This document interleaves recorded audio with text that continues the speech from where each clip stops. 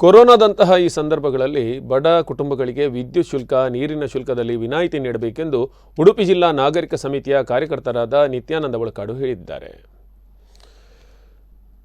ಲಾಕ್ಡೌನ್ನಿಂದ ಜನಸಾಮಾನ್ಯರ ಜೀವನ ದುಸ್ತರವಾಗಿದ್ದು ಊಟಕ್ಕೂ ಪರದಾಡುವ ಪರಿಸ್ಥಿತಿ ಇದೆ. ಈ ಹಿನ್ನೆಲೆಯಲ್ಲಿ ವಿದ್ಯುತ್ ಶುಲ್ಕ, ನೀರಿನ ಶುಲ್ಕದಲ್ಲಿ ವಿನಾಯಿತಿ ನೀಡಿ ಸರ್ಕಾರ ತುರ್ತು ಸಮಯದಲ್ಲಿ ಸಹಾಯ ಹಸ್ತ ಚಾಚುವಂತೆ ನಿತ್ಯಾನಂದ ಒಳಕಾಡು ಒತ್ತಾಯಿಸಿದ್ದಾರೆ.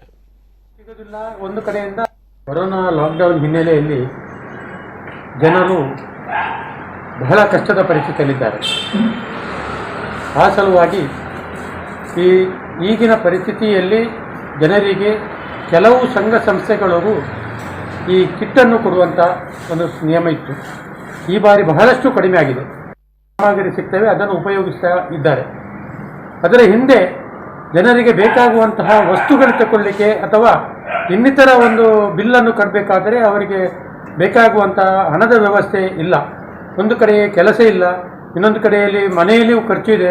ಹಾಗಿರುವಾಗ ನಾನು ಬೇಡಿಕೊಳ್ಳುವುದು ಏನಂತ ಹೇಳಿದರೆ, ಈ ಬಾರಿಯ ಒಂದು ಕೊರೋನಾದ ಒಂದು ಲಾಕ್ಡೌನ್ ಹಿನ್ನೆಲೆಯಲ್ಲಿ ಸರ್ಕಾರ, ಜಿಲ್ಲಾಡಳಿತಗಳು ಏನು ಮಾಡಬೇಕಂತ ಹೇಳಿದರೆ